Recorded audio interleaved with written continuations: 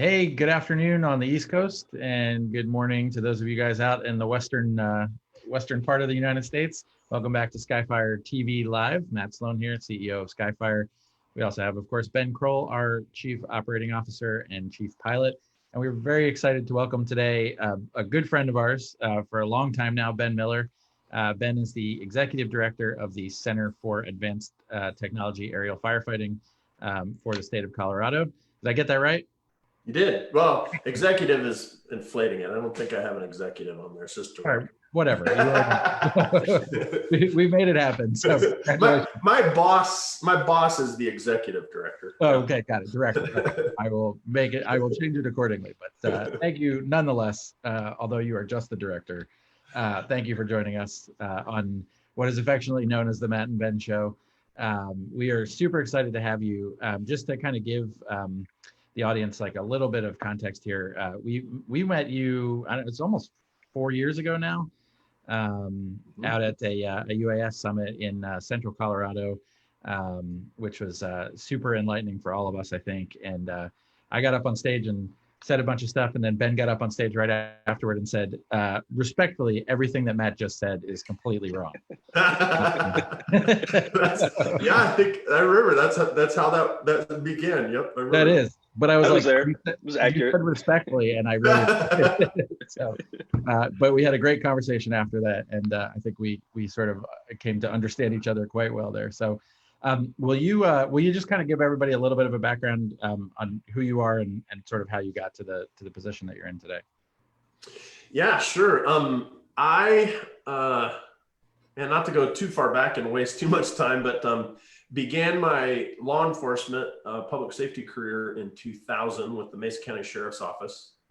Kind of began as a jail deputy and then worked my way up into kind of the admin space and eventually was running logistics for the Sheriff's Office. And kind of got in this conflict of our guys seeing equipment, if you will, and publications and going to conferences and all that kind of stuff, getting excited, finding grants, buying gear, bringing it home. We always called it the Black Pelican case, not really knowing what they wanted it for or what the mission was, and then putting it on the shelf, and there it stayed. I've always been a big fan of technology, and back in the day, it was really more kind of that consumer electronics level interest. But I really began to kind of take our agency down that road of being deliberate about technology and not just, buying the new. We joke, at least in the law enforcement space, you make anything flat black and you can charge double and sell it to anybody. And sadly, that's probably mostly true. But anyway, I kind of injected myself at the time in a couple of projects that folks had throughout the agency and just provided a little bit more maybe constructive thought on the acquisition of technology. And then eventually got noticed by the leadership at the Sheriff's Office, and really they kind of put me in that position more formally. And so towards the end of my career at the Mesa County Sheriff's Office in 2015, I was really was the logistics guy and kind of like new technology, project management, that kind of stuff. That was really the formal position that I had at the Sheriff's Office. And then one of those projects, and I always kind of prep it with that as I'm not just the UAS guy. It was just one of those projects back in 2008. We were just getting back from a search and rescue mission, and a friend of mine that worked at the Sheriff's Office walked in, and we were kind of doing our own little debrief, our personal thoughts of the mission and that kind of stuff. And he says, wouldn't it be great if we had a drone, one of those Predator drones from the military? And I was very pragmatic from a technology perspective. I mean, I was really like, hey, it's not just fun because it's flashy, or we shouldn't just do it because it's fun and flashy. I was really like, no, technology is a great play, and public safety nationally is kind of a generation behind in a lot of ways. And so I was always like, hey, let's pragmatically approach those types of things. And that perspective, I was kind of like, yeah, right, that doesn't make a ton of sense. And I always say that because my first response to what I can remember as my first UAS or drone conversation in public safety was like, no, that doesn't make any sense. Well, and this is, and let's, just for context purposes, this is like way before anybody else was having this conversation too. So, I mean, this is well, like, yeah, I mean, at the time in 2008, I was like, about an hour later, I was like, I kind of scratched my head. I was like, well, I wonder if anybody else has really done that. So I did a little bit of internet searching and ran into the LA County Sheriff's Office and Utah Highway Patrol. And that's really all I could find anywhere of anybody that had, in law enforcement at least, that had said drones somewhere on the World Wide Web or the interwebs. And I was curious. So I made a couple of phone calls, and I remember talking with Commander Sid Heel about the LA County Sheriff's Office interest in drones. And they started with this small little carbon fiber fuselage fixed wing had some kind of a foldable kite-like wings. I think it was called Skyfire. And they had put it up, did a little demo, and then got a phone call from the FAA, and the FAA kind of waved the finger and said, no, you can't do that. And started a fight with the LA County Sheriff's Office. And then Utah Highway Patrol chatted with a gentleman there, a sergeant, trooper, and he was a big RC helicopter guy, and he was putting cameras on RC helicopters and coming out with some fascinating little ways to trigger the shutter, but still fly an RC helicopter that is not a drone, does not have stability augmentation. But I saw some of my first aerial traffic accident photos from them on an RC, like a 600 series size helicopter, some fascinating stuff. Anyway, 2008, I kind of started scratching the surface of UAS, went and pitched it to command staff, and just really expected them to kind of shake their heads and send me back to my corner. But they said, yes, keep researching, keep doing your thing. If that's all it costs us right now, then go for it. I found out about the kind of the COA process and where the FAA was. And I remember, interestingly enough, then Sheriff Stan Hilke saying, walk in the front door. And that's always stuck with me. We didn't want to be the agency that's like, hey, the FAA kind of sounds a little crazy to us and they don't have jurisdiction over us. And so we're going to do our own thing. And I think that really gained us a lot of credibility. I can say that I think Part 107, I helped write that in a lot of ways. I was involved and influential in that conversation. I wasn't specifically on the ARC, but knew a lot of folks and went over a lot of the language and concepts and ideas that came out of that process and put 107 in place. Love it or hate it, it's not perfect. It needs to get better, but I think by walking in that front door, we had the opportunity to make a case. It's good for the people that we serve to use drones to give that that aerial perspective to map crime scenes, etc. And the rules aren't good enough, and that was kind of our position. And so I think we really strongly engaged with the FAA probably in that 2009, 2010. I think our first official COA was, I want to say, maybe in the first few months of 2009. And just like when people really say that you're like the godfather of the public safety drone industry, this is what people are talking about, because we didn't even start. Skyfire didn't even start until 2014. That's 5 years after those conversations that you were having. So, when people tell me, that we've been in this since the beginning, I'm like, no, you have no idea. There were so many that came before us. Yeah, we talked a lot about and this is what I always say about Ben, like you weren't just like at the beginning, you kind of were the beginning of this stuff. And I'll tell anybody that's watching right now or watches this down the road, if you ever get a chance to hear Ben speak, some of these stories about kind of working with the FAA and kind of way back when is like really, really interesting. So that's just cool. It was an exciting time. I mean, that story took me on a lot of emotional, public safety missions, looking for lost people and families that have lost loved ones and chasing bad guys and, ducking behind patrol cars, bad guys with guns kind of stuff. Very exciting times. And it was all my involvement operationally was always from kind of a robotics and drone perspective. And, clear up to, I testified to the United States Senate Judiciary Committee they had an inquiry on kind of the implications of drones in law enforcement, that kind of thing. So it's been that part was incredible, and And I was kind of I guess the talking head of a fantastic agency and organization that was very forward thinking. It wasn't just me. There were other members, of my team at the sheriff's office that did the good work. They just were the types to not want to talk to folks about it. And so I got to be, kind of like I say, the talking head about a lot of, those stories and stuff. I left the sheriff's office in 2015 and went to work for Dragonfly Innovations. You want to talk about old school. My interest in drones was kind of 08, 09. They flew their first multi-copter in 1999 Wow. up in Saskatoon, Saskatchewan. I mean, of all the places on the planet, I don't think in 1,000 tries I would have picked Saskatoon as this tech leader.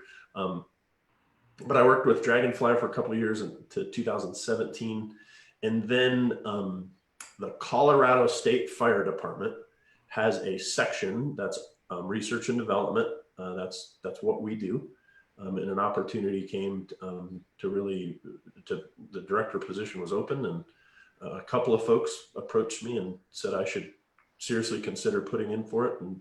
And I did, and really the rest is history. And now I run the research and development section of the Colorado Division of Fire Prevention and Control. I think the state of Colorado Public Safety has this thing for super long names. I mean, that's what we do really well. So we are the research and development section, but our official name through the legislation that created us in 2014 is the Center of Excellence for Advanced Technology Aerial Firefighting. And I lead really just an amazing team. It's the joy of my professional life to kind of take the experiences that I've had and apply those to kind of the leadership and the vision of a specific team that's dedicated to doing the things that I was kind of doing on my own back at the sheriff's office. Having a team and a budget, and not just a team, but a team of folks that are phenomenal. I mean, we just did a demo with ATAC. I think it's been a couple of weeks now. It's kind of been a whirlwind, maybe even last week actually, for Senator Cory Gardner, who has some interest in resource tracking in the wildland fire space, who's been involved with language and federal legislation, et cetera. So we did a demo, and the demo went fantastic. We did a mock scenario. We had people moving around, dots on a map, and we'll talk about ATAC here in a minute, kind of what it is. But, I remember chatting with my wife later that evening, and we can always do things better. And I'm that kind of guy, like, okay, we did these things great. What do we do differently next time? And this specific demo, I was struggling, man. I was like, I don't know. I just told her, I said, I think flawless is the word for this one. I mean, my guys just crushed it, and they're just so good at what they do. And we're really positioning ourselves. I always say that our mission is to get first the Division of Fire Prevention and Control up to the state of the art and technology. And it's so needed. There's so many things that we do that are dynamic. And interestingly enough, we're ready and willing to adopt those on the consumer electronics side, but we don't always bring those into the workspace. And that's what we do. I mean, we have a bunch of different projects, but I joke, I'm like, I have like a NASCAR job or a fighter pilot. I mean, those dream jobs. In my mind, the way I work and what I want to do in life professionally, this is the epitome. I have to pinch myself constantly. Well, and it's awesome too, because I mean, you guys are really the only state agency that's looking at this from a technology R&D perspective, and there's so much of there's a lot of let's see how to put this politically correctly, but there's a lot of people who like to talk about this stuff, who really don't necessarily have the research going on, who aren't really trying to innovate. They just want to talk, and you guys are actually doing the work. And the exposure that we've had to your team, to Bob and Garrett and all those guys, really just they're true subject matter experts. I mean, PhDs and advanced degrees, all over the place. And so the fact that you guys are, sort of turning that amount of attention to the technology that's really needed in wildfire and really just UAS in general, and other advanced technologies is just, it's super inspiring to watch too, because, we can we're a private company, and we have there's a financial dog in the fight, but to know that you guys are out there kind of really just trying to get the best information for everybody, and we are too, but I think there's a limit to that, just by virtue of the fact that we're in the private sector. So it's awesome that you guys are doing that kind of work. So let's jump into that a little bit. Tell me, like, what are you mentioned ATAC. Tell us about some of the cool stuff that you guys are working on. Oh man, I'll do a quick plug for our website real quick here. cofiretech.org. And we have that in place for the very purpose of sharing out projects. Like, one of the big things that I'm about is we don't do this in a vacuum and kind of in the dark. The things that we learn and discover are necessary to the protection of life, across public safety. And so we get those out in a professional manner, in a structured manner, so that they're informative and educate our brothers and sisters in the space. The other thing that we're really focusing on now too is Facebook, at least kind of our first start into the social media place. So our Facebook username is COEATAF. Like, once again, probably some state of Colorado thing for weird names. But anyway, find us there, like us, do the subscription. I don't know how that works on social media thing, but find us and follow us, because we share out a lot of stuff, and that's not just so that we can get followers, but that's really part of our core mission is getting the message out and getting what we do out there. So, but yeah, a lot of the projects that we're working on, I have 3 sections within my organization. I have basically a wildland technology section. I have an aviation technology section and an unmanned systems technology section. And each one of those sections has a project manager that moves kind of the activities and research of those subjects forward, manages projects, etc. In our aviation technology, well, let's actually start with the wildland piece, because it's interesting where Brad Schmidt, who heads up that section, and his work in ATAC, which is technically the Android Team Awareness Kit. It began life as the Tactical Assault Kit with the Air Force Research Laboratory, and it was really a Blue Force tracker. The Air Force wanted to be able to see dots on the ground when they were bringing in, live fire and stuff like that. So they reduced the rate of, fratricide and firing on the friendlies. And that technology really moved through the special operations community. And now they have this real-time tracking piece that provides, we talk about situational awareness, SA, that's a big topic within public safety. And now we're kind of moving to that spatial awareness. And I kind of like to say we do a really good job of talking about the what on the radio, and now we're talking about the where. And when you add that geospatial component, it's not just, I have 5 fire engines on this fire. I know exactly where they're at, and I can see their kind of their production in real time in space. So, they're creating line, or, an air tanker comes in and drops slurry, whatever. We put those activities in space on the map, not just their locations of where they are, but where the fire's at, where the work we've done to contain the fire is at. And so the predominance of what Brad Schmidt works on is ATAC or TAC. There's an iOS platform, a Windows platform, and that's actually what I've got on my screen in the back here. And then there's the Android platform, predominantly ATAC. We call it ATAC because the Android ATAC platform has the most development, just an easier space to develop, etc. So a lot of work there. And the reason I mentioned that one first is it's interesting, so much work, and spatial awareness is such a big deal that now that has bled into our unmanned systems work, as well as our aviation technologies work. So we're working on ATAC in the cockpit, to where that spatial awareness track data is now available to a pilot in a helicopter, an air tanker, et cetera. That's our goal. That's what we're working on now, and kind of beginning to kind of work out how that's going to work. Connectivity, how does a pilot, we want to make sure that we're not adding so much that the operation of the aircraft becomes unsafe, those types of things.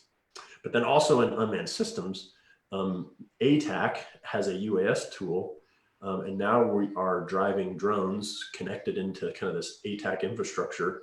And we can teledrive them. We can, one guy can fly in from a different location on the globe. You can point, even a Mavic, you can slew the camera. So I touch some corner of the video, and even though I'm not the guy driving the drone, it's now, pointing the camera in that direction. The biggest thing that I've seen with the spatial awareness piece and what TAC brings to drones and unmanned aircraft is sensor point of interest. I have a chunk of experience seeing a target and then getting on my radio and trying to explain to my group of, police officers basically, or firefighters, what I see and where it's at. And it doesn't work very good. When everybody on their mobile device is sharing that common operating picture, even if you don't have the video, but you have a designation in real time that updates every second of where the drone is looking. Now, anytime I air that I see the bad guy, see the lost person, or I see the fire, everybody in the operation knows exactly where I'm looking. And that's probably, in my experience in unmanned aircraft, the biggest thing yet does it actually really help us?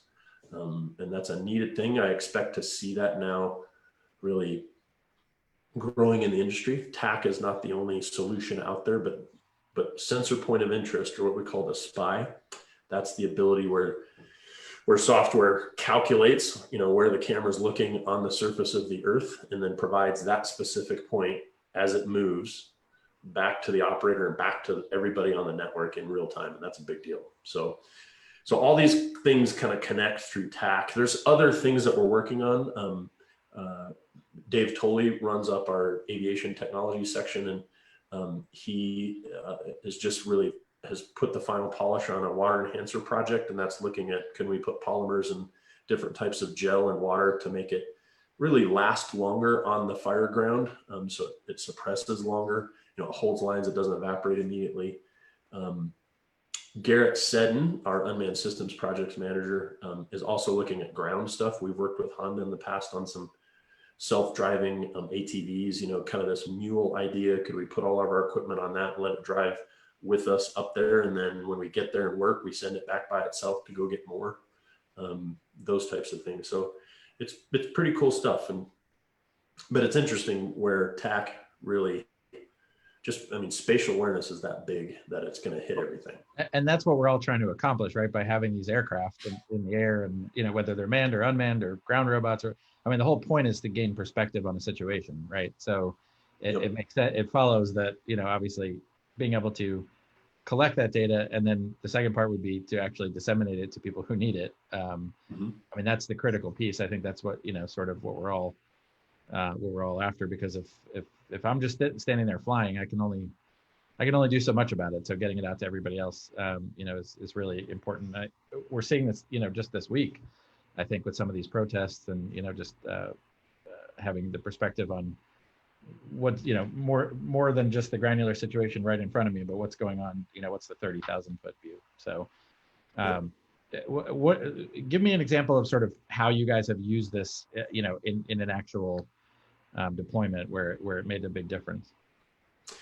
One of the cool things with kind of the background and connectivity to public safety that I have with an agency is the Center of Excellence is in Rifle, Colorado. That's about an hour away from Grand Junction, Colorado, which is where I live. Is technically where am today, working from home. Mesa County Grand Junction is within Mesa County. So I still have connectivity to the Mesa County Sheriff's Office, and we guinea pig those guys a lot.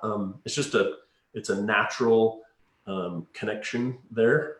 We work to and support our operational folks within the Division of Fire Prevention and Control. That's a bigger regional footprint and sometimes harder to do. But I say that to preface that we've connected with and are supporting the Mesa County Search and Rescue teams. They've really, I would say, fully adopted ATAC. They've got GoTenna radios doing some connectivity stuff for them. They've all have smartphones and TAC running on there. They're getting really good as users of TAC. And so they've had it on missions. They've actually we highlighted a mission, I think on a video on Facebook or our YouTube channel or whatever, but it showed, demonstrated really the implications of, there was a lost hiker in Mesa County. They had a ping on the cell phone. Instead of saying, hey, this is where the person is, we kind of have their lat long, but really no way to directly navigate resources to that position. That's the old way, right? Here's your lat long, go up this trail, because if we go up this trail and about 1,000 yards down here, that's where that position will be. Now we actually deploy teams and they just drive to the dot in a lot of ways. I mean, it's kind of like Google Maps and navigation in your car now. Significantly faster, more direct. And they, using TAC, put 2 teams up and came within, I think, 200 feet of the lost subject, and collected them up, helped them hike out. And that was the end of that event, which could have been bad. You know, it had taken more time of exposure to get to them, to get them out. So they've had multiple different deployments now, and it's been very successful. One of the tricks to this, and it's with any new technology, is you really have to have that adoption culture. There has to be this investment and initial training. You don't just say, hey, here's TAC, best of luck. Here's a couple videos how to do it. We have on our team a technology transfer specialist, and his whole goal is to take kind of those things that are really beta and after that and ready for the, you know, prime time, and take them to teams and train them how to use that, and get, you know, teach them best practices, et cetera. I think that's a really big thing really in the public safety technology industry, is having folks out there that can show you how and get you going. It harkens back, you made a comment that a lot of people talk about it. And I think that's just the inherent nature in public safety, is because a lot of people aren't paid to do this full time. You know, it's police and firefighters that see something and have a good idea and are well intentioned, but yet then the call comes in and they don't have time to work on that. I know hundreds of those folks that want to do things in a new way, want to adopt new technologies, but at the end of the day, they have to respond to fires and to law enforcement calls, et cetera, and they just don't have the time for that. So there's a component in there for industry to help us get to that point.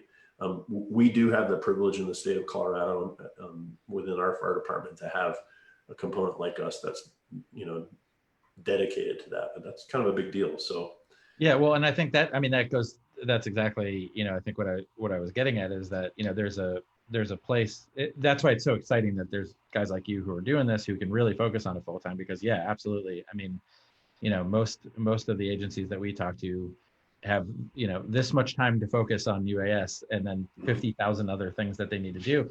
But that also goes back to, you know, education too, because, you know, one of the things that, you know, in the 6 years that we've been doing this, we've spent a lot of time convincing people that these aren't toys, and that they're tools, and that they can be used for that. And so, you know, there's still a lot of, despite the fact that, you know, you've been doing this since, you know, way earlier than we have, and so now this is, you know, 10, 15 years that this has been out there. I still feel like we're sort of at the forefront of this, because we're still convincing the guys on the line that this is not a toy, that this has an application. And until they understand that this is something that they need operationally, and not just as like, oh, that's kind of cool, let's put the whiz bang toy up in the air and see what we can find. They're not going to get dedicated positions. They're not going to get people who have the time to focus on this. You know, our good buddy, Cory Kessler, when he and I have gone out and, you know, given talks at some of these firefighter conventions and stuff, you know, he'll always bring his axe with him. In fact, he actually brought it to Canada one time, and I was wondering how he got it through customs. That's funny. He never goes anywhere without the axe. But I'm learning. All you have to say is, "Oh, I'm a firefighter," and they're like, "Oh, yeah, sure. Bring your axe on." I can't even get a Swiss Army knife on a plane. Fire axe, but his point is well taken, in that he goes, you know, firefighters and fire chiefs understand this. They know what an axe does. They know they can use it to bash down the door. When you hand them a drone, they're like, yeah, that's cool, but like, tell me why that makes a difference. And I think that's what you guys are doing. Yeah, and the other thing I'll add is, you're 100% correct, Matt. And another plug for a great team is just the ability to structure an assessment, you know, scientifically and formally. Like, so we come out with data. It's not just like, well, here's what we think. In our limited experience with it, it's really neat to get to see my team come up with structure and the ability of assessing those things, so that when we output reports, et cetera, we really are creating an opportunity for people to make data-driven decisions, and that's a big deal. You're 100% right. A lot of people say, "Oh, this is a toy," and toys are where where the drone industry made its initial billion. It's really getting to the point now where as a utility, nobody knows how far the mobility of unmanned systems will take us, or how many different ways they'll find their way into life as we know it. But yeah, you say it's a toy. That's something we had to overcome and still do. It's a cultural shift that is occurring and needs to continue. Well, and there are toy drones too. So, I think we just have to, the education is around, distinguishing one from the other and talking about the different capabilities and stuff like that. So this is going to get confusing. So Ben Kroll, you and Ben Miller have been working together for a couple of years on various FAA related stuff. So I wanted to kind of get your take on, obviously it sounds amazing. How do we do that in the framework of what's going on with the FAA? And you guys have both done a lot of work directly with them too. So talk about that for a minute. Yeah. And I'd like to hear from Ben on this too. Just some of I know, especially kind of seeing, Ben, I'm curious, since 2007, 2008, can you just kind of talk about the shift and obviously we don't have to get into, all the details of 107 and COAs and 333 and all that, but I'm just curious your perspective on kind of how the FAA has come along and, is it causing any difficulty for you where the regulations are at, or do you want to see some of that kind of loosening up? How do you feel about all that? Yeah, boy. If we were to answer that question holistically, I think everybody should go get food and water in a comfortable chair. Yeah. Take a walk. Yeah. It's interesting. I can remember the first conversations we had with the FAA about, hey, trying to explain this is what police are going to do with drones. And I'll never forget the look of bewilderment on, we'll just say, the FAA rep's face at an official meeting in DC we were having, when I said, yeah, I want to be able to fly around the backside of a building. And this concept of, but you wouldn't be able to see the drone. I said, yep. Gotta see heart palpitations. I'm yeah. Sure. It literally face turned red and just thought, how on earth can you fly something you can't see? Those are the initial conversations, and we worked through it. The amount of commerce that occurs in our airspace, I don't think a lot of people realize. It's huge. I think, interestingly enough, now with the effect of the pandemic on the economy, we're really realizing what happens when we, stop or significantly hinder the ability to move goods and really services throughout the airspace, and that's a big portion of our economy, and rightfully so. Those folks that are there already should be concerned, or I guess more, to put it more positively, interested in the implications of unmanned systems. As with anything, it takes time before both groups begin to say, hey, I have this thing in common. And I think we're getting to that point. I think the folks that are moving goods, shipping across the country, I think even some of your airline companies that are staffing commercial aircraft with people in the back with 2 pilots that maybe could do it with 1 pilot. I think there's some implications that I think the folks that are already there and those of us unmanned systems users can kind of begin to do this thing where it makes the world a better place to advance technology and to dream about kind of what's next for the national airspace.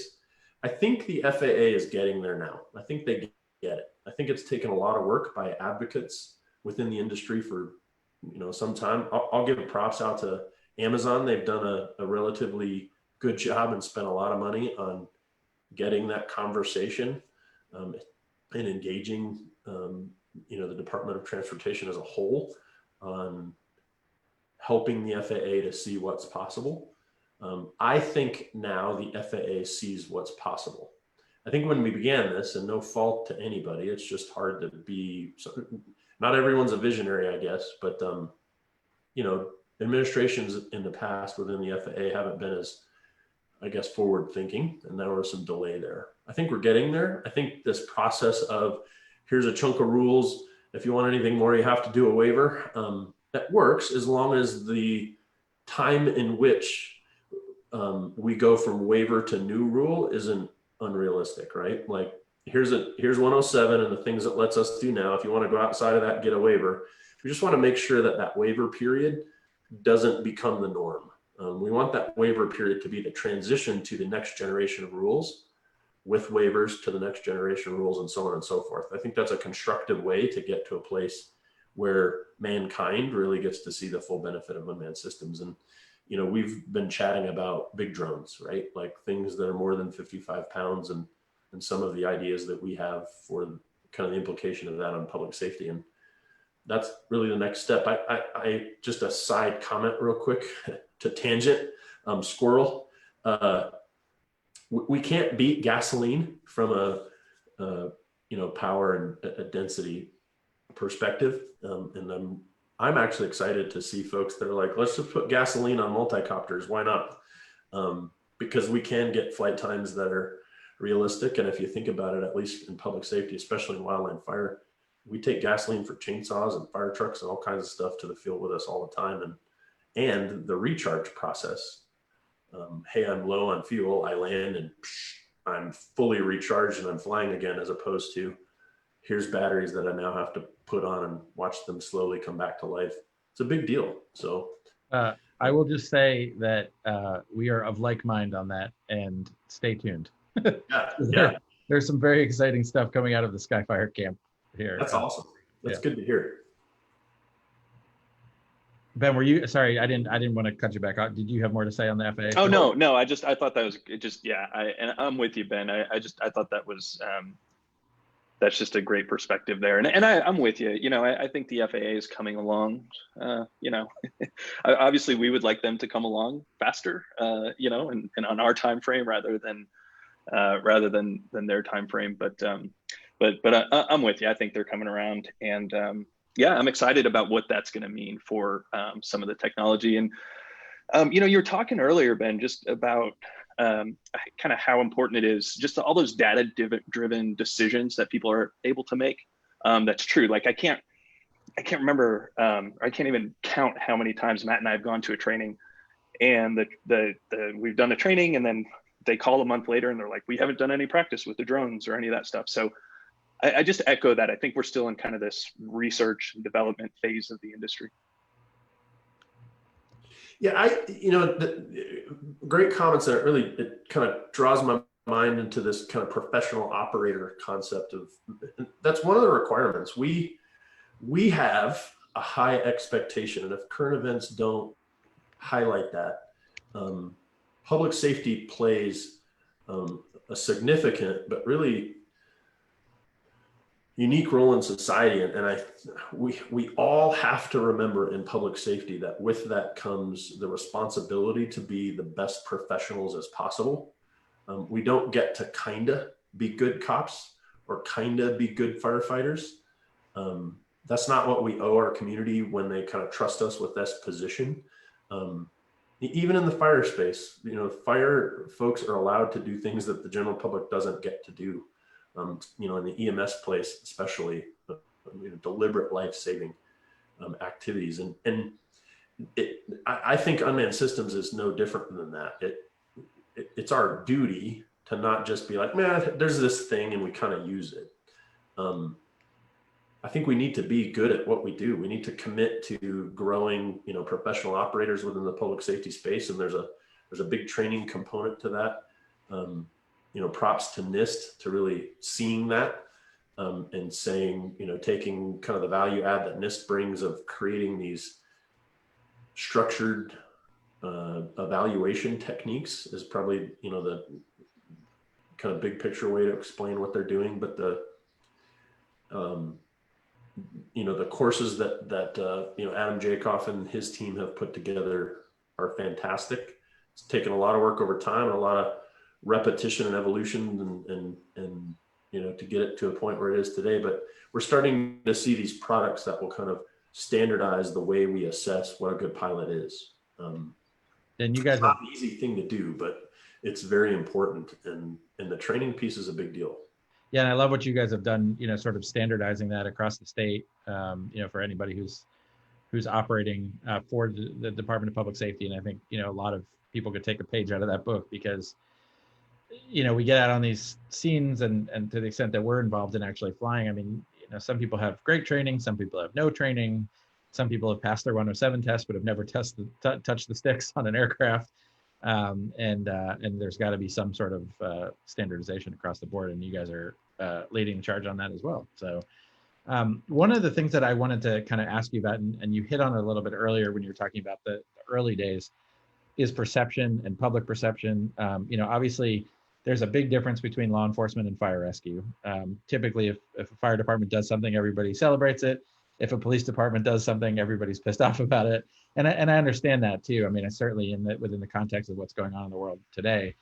But from Colorado, I think from the top down has really taken the lead on doing that. What are you guys seeing as far as public perception? I mean, obviously, if you're there to help put out a wildfire, everybody celebrates that. But I mean, you were there in the early days on the law enforcement side as well. So can we talk a little bit about that? Yeah, sure. It's, again, getting back to current events, I don't know what police chief said it, but the events of Minneapolis erased, this is his quote, and I'm not hitting it verbatim, but it was a strong, profound comment for me, that the events of Minneapolis erased 10 years of,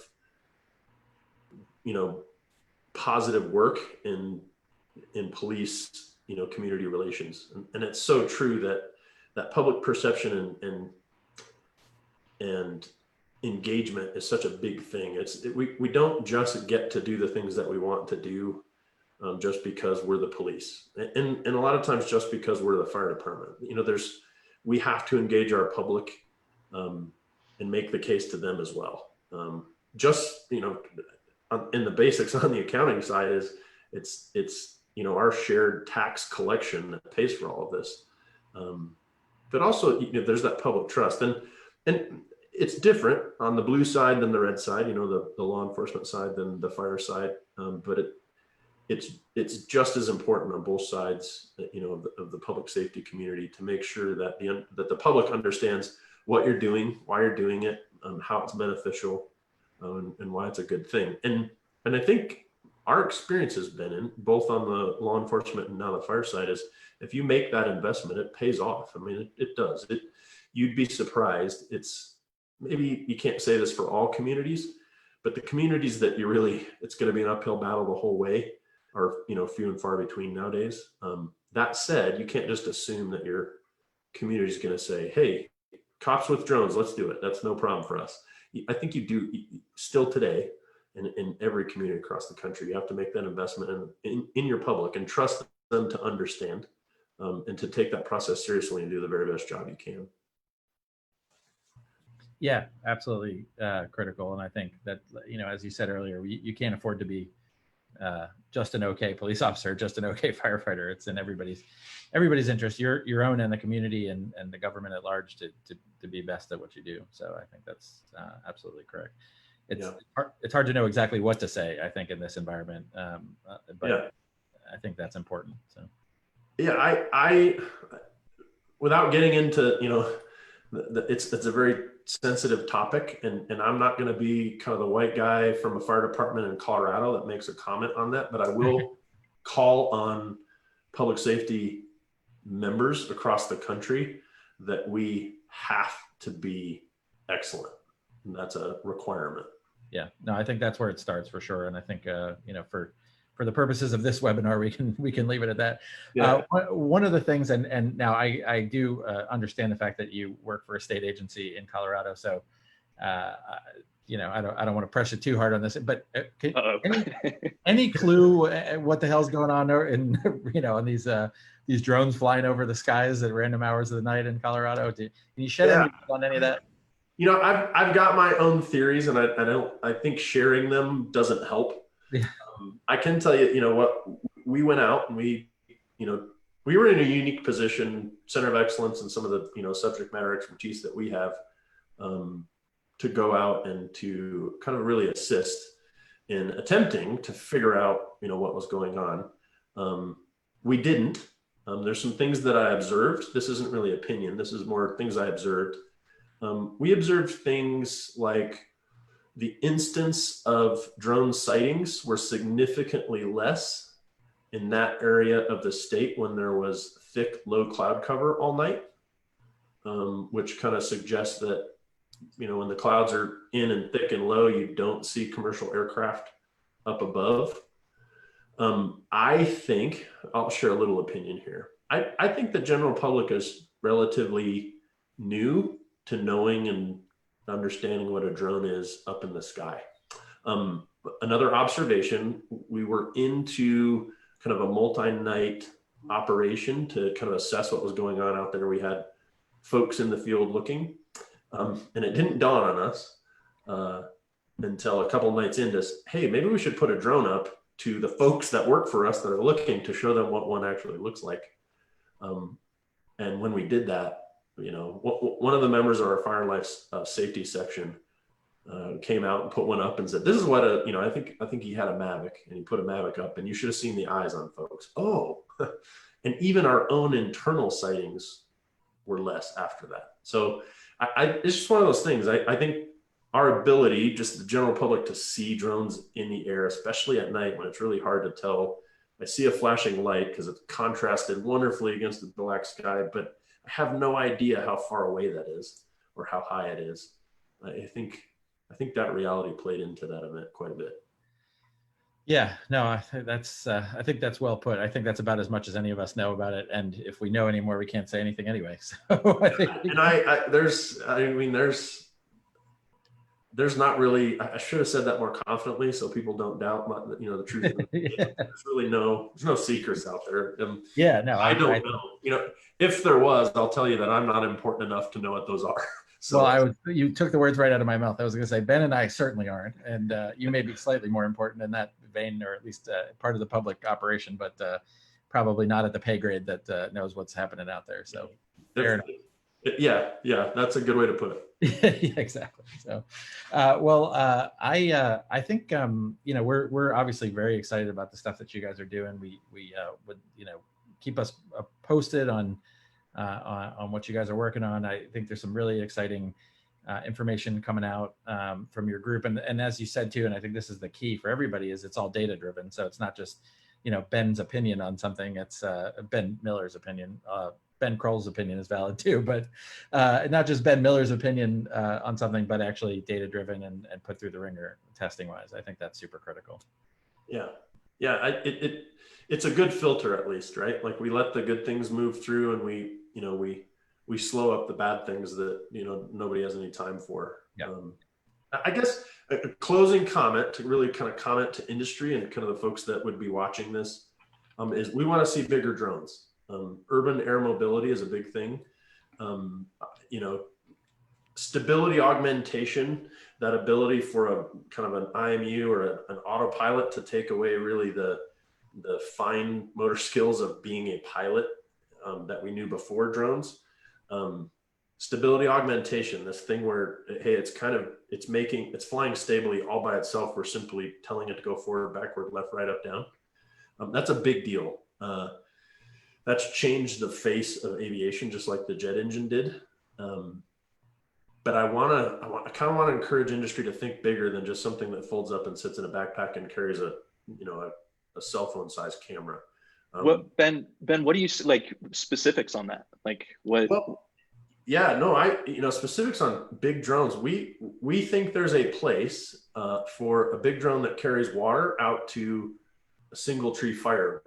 One of the big things that we do in the Division of Fire Prevention and Control is detection. We want to find that fire when it literally is an hour old after the lightning hit that tree, that's a big deal for us. We have a lot of resources in play this season doing just that. We want to make sure that we get to that tree when it's 1 or 2 or 3 trees, and before it's 10, 20, 30, 300 acres and now threatening values. And part of that is one of the challenges in at least the Rocky Mountains and kind of remote areas across the country, I guess you could say, is the typical response are firefighters and a fire truck, at least 4 wheels, maybe 4-wheel drive, water and a pump, and they're going to drive up there and they're going to find a location that Mother Nature hit from a thundercloud far away, and it's going to take them time to get there, even if we detect it well. I mean, maybe our detection time is an hour. That's great, but when we transfer that information of the location of this tree that's on fire to the local fire department, and it takes them 8 hours to get there, that single tree is no longer just one tree.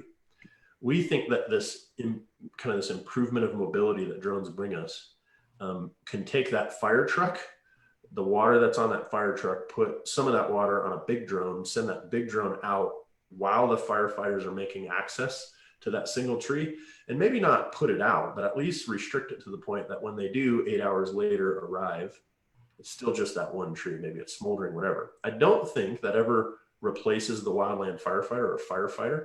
I think we're a long ways away from trusting a robot to have extinguished that fire fully and we all go to bed and feel safe. It just gives us an advantage, right? And I think big drone is a big deal there. The other thing is I want to deliver just like everybody else wants to deliver. I want to deliver to the public safety operational space, and not just in the wildland fire side. I've been involved in a lot of public safety operations where just delivery of basic logistic needs is reduced because we have pickup trucks and backpacks. So I want to fly over the terrain. I want to get there quick and take a couple of trips. So awesome.